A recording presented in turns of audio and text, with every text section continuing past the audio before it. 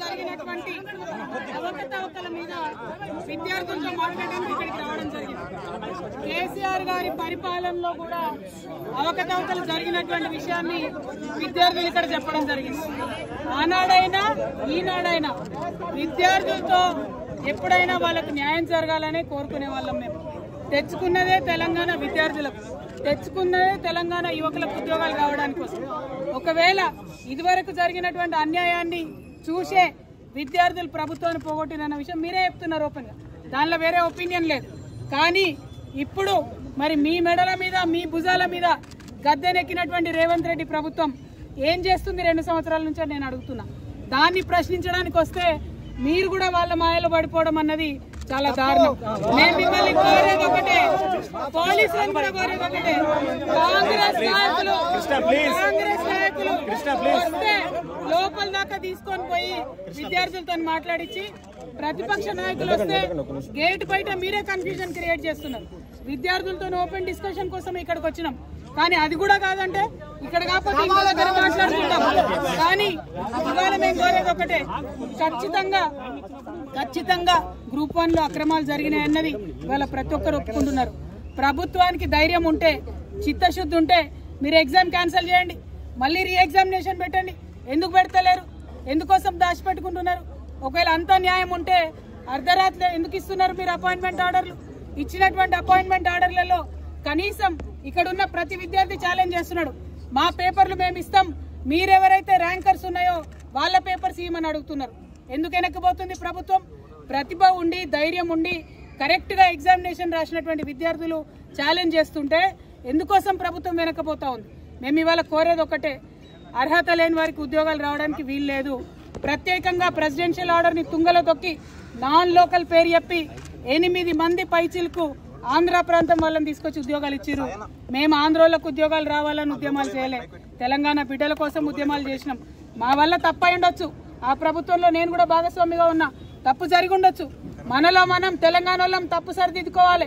అంతేగాని ఇవాళ ఆంధ్రోళ్ల కోసం తలవంచినటువంటి ప్రభుత్వాలు ఆంధ్రోళ్ళకి ఎట్లా ఉద్యోగాలు ఇస్తున్నారు? ఆ విషయాన్ని గుర్తించండి, ఆ విషయాన్ని గమనించండి. తప్పులు మనం చేద్దాం, అవసరమంటే మనమే సరిదిద్దుకుందాం. ఇంకొక అంశం, ఖచ్చితంగా అవినీతి జరిగింది, ఖచ్చితంగా ఉద్యోగాలు అమ్ముకున్నారు. ఇవాళ కాకపోతే రేపు ప్రూవ్ అవుతుంది.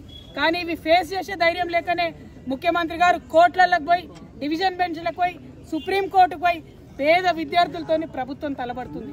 న్యాయమా ఇది? కరెక్టేనా? ఒక్కొక్క లాయర్ లక్షలు తీసుకొని వస్తాడు, అటువంటి వాళ్ళని తీసుకొచ్చి మీరు పేద విద్యార్థుల మీద ప్రయోగిస్తారా? మరి ఇవాళ అదే విద్యార్థుల దగ్గర రాహుల్ గాంధీ వచ్చింది.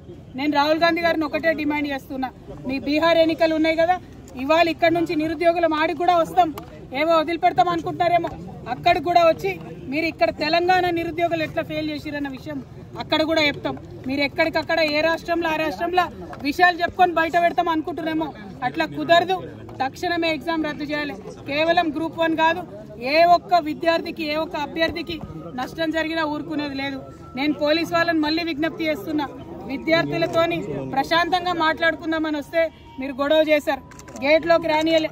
గేట్లోకి రానిచ్చినాక లైబ్రరీలోకి పోనీయమంటున్నారు. పోనీయమంటే ఎట్లా జరిగేది, ఎట్లా మాట్లాడేది? ఇటువంటి అన్యాయం చేయొద్దని మళ్ళీ ఒకసారి ప్రభుత్వాన్ని డిమాండ్ చేస్తున్నాం. రేపు కూడా 15th రోజు మరి డివిజన్ బెంచ్ లో విచారణ ఉన్నది. న్యాయమూర్తులు కూడా దయచేసి ఆలోచన చేయాలి. నిరుద్యోగుల పట్ల ఏదైతే సింగిల్ జడ్జి బెంచ్ మంచి తీర్పు ఇచ్చిందో దానికి కట్టుబడి ఉండాలని చెప్పి నేను కోరుతున్నా. అన్నిటికన్నా దారుణం ఏంటంటే మరి తెలుగులో ఉద్యోగాలు రాసినటువంటి, తెలుగులో పరీక్షలు రాసిన విద్యార్థులకి దారుణమైన అన్యాయం జరిగింది. ఈ మొత్తం నష్టపోయిన వాళ్ళలో పోలీసు వాళ్ళ పిల్లలు కూడా 50-60 మంది ఉన్నారు. మరి మీరు ప్రభుత్వ ఉద్యోగాలలో ఉన్నారు, మీ పిల్లలకు ప్రభుత్వ ఉద్యోగాలు వస్తలేవు.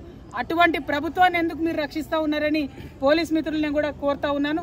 తెలుగు ఉర్దూ మీడియం రాసిన వాళ్ళకు కూడా అన్యాయం జరిగింది. వీటి మీద పోరాటం చేయడానికి ఇక్కడికి వచ్చిన తప్పితే ఇంకోటి లేదు. ఇదివరకు ప్రభుత్వాలు అన్యాయం చేసినందుకే ప్రభుత్వాలు మారినాయి. ఈ ప్రభుత్వం అన్యాయం చేస్తే ఈ ప్రభుత్వం కూడా నిలబడదు. జాబ్ క్యాలెండర్ ఏదైతే ఇస్తామని చెప్పినారో అది ఇవ్వాలని కూడా డిమాండ్ చేస్తున్నాం. 2 లక్షల ఉద్యోగాలు ఇస్తామని చెప్పిండ్రు, 50,000 పాత నోటిఫికేషన్లే మళ్ళీ ఇచ్చిండ్రు. మరి కొత్తగా ఒక్క ఉద్యోగం కూడా వేయలేదు. ఎందుకోసం అని చెప్పి క్వశ్చన్ చేస్తా ఉన్నాం. ఇది ఇక్కడితో వదిలిపెట్టబోము. రేపు ఒకవేళ డివిజన్ బెంచ్ లో మనకు అనుకూలంగా తీర్పు రాకపోతే సుప్రీంకోర్టు వరకు కూడా నిరుద్యోగుల వెంట మేము నడుస్తామని ఈ సందర్భంగా తెలియజేస్తూ ప్రభుత్వాన్ని భేషజాలకు పోవద్దు, గ్రూప్ 1 రద్దు చేయాలని మరొకసారి డిమాండ్ చేస్తున్నాం. జై తెలంగాణ.